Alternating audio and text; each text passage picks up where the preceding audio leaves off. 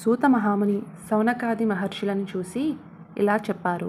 మహర్షులారా, స్త్రీలకు సకల సౌభాగ్యములను, సిరి సంపదలను ఇచ్చే వ్రతము ఒక్కటి సాక్షాత్ ఆ పరమేశ్వరుడే పార్వతీదేవితో చెప్పారు. ఆ వ్రతమును గురించి మీకు వివరిస్తాను, వినండి.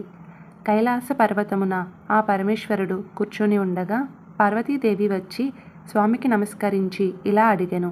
దేవా, లోకములోనే ఏ వ్రతము చేసినా స్త్రీలందరికీ సకల సౌభాగ్యాలు, పుత్ర పౌత్రాదులు, సిరి సంపదలు కలుగుతాయో నాకు చెప్పగలరు అని ప్రార్థించెను. అప్పుడు ఆ పరమేశ్వరుడు ఇట్లు పలికెను. దేవి, స్త్రీలకు సకల సౌభాగ్యములు కలగజేసే వ్రతం ఒకటి ఉన్నది. అదే వరలక్ష్మీదేవి వ్రతం. ఆ వ్రతమును శ్రావణ మాసంలో శుక్లపక్షంలో వచ్చే పౌర్ణమి తిథి ముందు వచ్చే శుక్రవారం రోజున చేయవలెను అని చెప్పగా పార్వతీదేవి ఇట్లు అడిగాను. ఓ లోకరక్షక, ఈ వ్రతమును ఎలా చేయవలను? వరలక్ష్మి వ్రత విధానము ఏమిటి? ఏ దేవతను ఆరాధించవలను? పూర్వము ఈ వ్రతమును ఎవరైనా ఆచరించారా? దీని గురించి నాకు వివరించగలరు అని ప్రార్థించాను. అప్పుడు పరమేశ్వరుడు పార్వతీదేవిని చూసి, ఓ కామాక్షి, వరలక్ష్మి వ్రతం గురించి సవిస్తరముగా చెబుతాను, వినుము. పూర్వము మగధ దేశమున కుండినంబమనే పట్టణము ఉన్నది. ఆ పట్టణమున బంగారు ప్రాకారములతోనూ బంగారు గోడలతోనూ ఇల్లు ఉండేవి. ఆ పట్టణంలోనే చారుమతి అనే బ్రాహ్మణ స్త్రీ ఉండేది. ఆ వనితామణి భర్తను దైవముగా భావించి పూజించేది. రోజు తెల్లవారుజామునే లేచి స్నానమాచరించి పూజాది కార్యక్రమాలు చేసుకుని అత్తమామలకు అనేక సేవలు చేసి ఇంటి పనులు చేసుకుని మిగతా వారితో ప్రియముగా మాట్లాడుతూ అందరితో సఖ్యముగా ఉండేది. ఇటువంటి గుణములు ఉన్న చారుమతి యందు వరలక్ష్మీదేవి యొక్క అనుగ్రహం కలిగింది. ఒకనాడు చారుమతి స్వప్నమునందు వరలక్ష్మీదేవి కనిపించి ఇట్లు పలికెను. ఓ చారుమతి, నేను వరలక్ష్మీదేవిని. నీ యందు నాకు అనుగ్రహం కలిగి ప్రత్యక్షమైతిని. నీవు శ్రావణ శుక్లపక్ష పౌర్ణమి ముందు వచ్చే శుక్రవారం రోజున నన్ను పూజిస్తే నీకు, నీ వారికి సకల సౌభాగ్యాలు, సిరి సంపదలు కలుగుతాయి అని పలుకగా చారుమతి ఆ స్వప్నంలోనే వరలక్ష్మీదేవి చుట్టూ ప్రదక్షిణ నమస్కారం చేస్తూ ప్రార్థించెను. నమస్తే సర్వలోకానాం జనన్యే పుణ్యమూర్తయే శరణ్య త్రిజగద్వందే విష్ణు వక్షస్థలాలయే. అనేక విధములుగా స్తోత్రము చేసి, ఓ జగజ్జనని, నీ కటాక్షంబు కలిగిన జనులు విద్వాంసులను సకల భాగ్యాలు పొందుతారు. నేను పూర్వజన్మలో చేసుకున్న ఏ పుణ్యఫలము వలనో నీ దర్శన భాగ్యం నాకు కలిగింది అని ప్రార్థించెను. అంతటా వరములు ఇచ్చి వరలక్ష్మీదేవి అంతర్ధానం అయ్యింది. చారుమతికి మెలకువ వచ్చెను. తన చుట్టూ చూసుకుని అది స్వప్నమని తెలుసుకుని తన భర్తకు, అత్తమామలకు తనకు వచ్చిన స్వప్నం గురించి వివరించెను.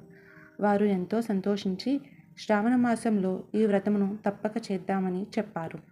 చారుమతి స్వప్నం గురించి తెలుసుకున్న ఇతర స్త్రీలు కూడా శ్రావణ మాసం ఎప్పుడు వస్తుందా, ఈ వ్రతమును ఎప్పుడు చేద్దామా అని ఎదురుచూశారు.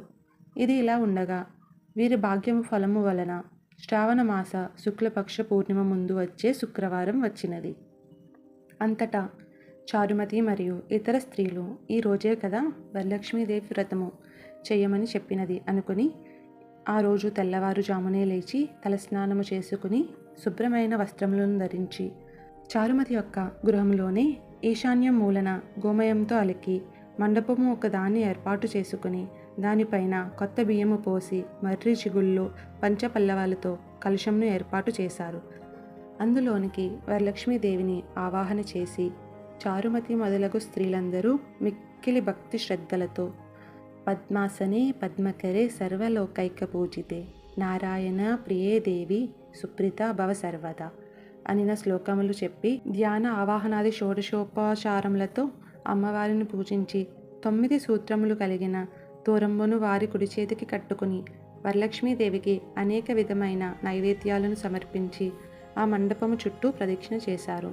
మొదటి ప్రదక్షిణ ముగియగానే వారి కాళ్ళయందు గల్లు గల్లుమంటూ మంజీరములు మరియు ఇతర ఆభరణములు ప్రత్యక్షమయ్యాయి. వారు మిక్కిలి సంతోషించి రెండో ప్రదక్షిణ చేయగానే వారి చేతులకు నవరత్నాలతో కూడిన బంగారు హస్తాభరణములు ప్రత్యక్షమయ్యాయి. వారు మరింత ఉత్సాహంతో మూడో ప్రదక్షిణ పూర్తి చేయగా వారు సర్వాభరణ అలంకృతులయ్యారు. అంతటా చారుమతి మొదలైన స్త్రీల ఇళ్లలో సర్వాభరణములు రథ గజ తురగ వాహనములు నిండియుండెను. ఆ స్త్రీలందరినీ తీసుకువెళ్ళడానికి వారి వారి ఇళ్ల నుండి రథములు గుర్రములు వచ్చి చారుమతి ఇంటి దగ్గర ఉండెను.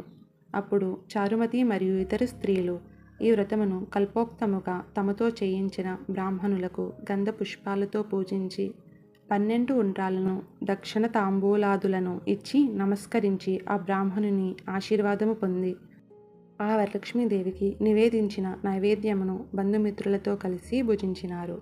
పిదప వారి కొరకు వచ్చిన వాహనములను ఎక్కి వారి ఇళ్లకు వెళుతూ ఒకరితో ఒకరు, ఓహో, చారుమతీదేవి ఎంతటి భాగ్యవంతురాలు కదా! సాక్షాత్ ఆ వరలక్ష్మీదేవియే ఆవిడ స్వప్నంలోకొచ్చి ఈ వ్రతము గురించి చెప్పినది. ఆ చారుమతిని మిక్కిలి కొనియాడి వారి వారి ఇళ్లకు చేరుకున్నారు. అప్పటి నుండి చారుమతి మరియు ఇతర స్త్రీలు ప్రతి ఏటా ఆ వరలక్ష్మీదేవి వ్రతమును చేస్తూ అష్టైశ్వర్యములతో భోగభాగ్యాలతో తూలుతూగుతున్నారు.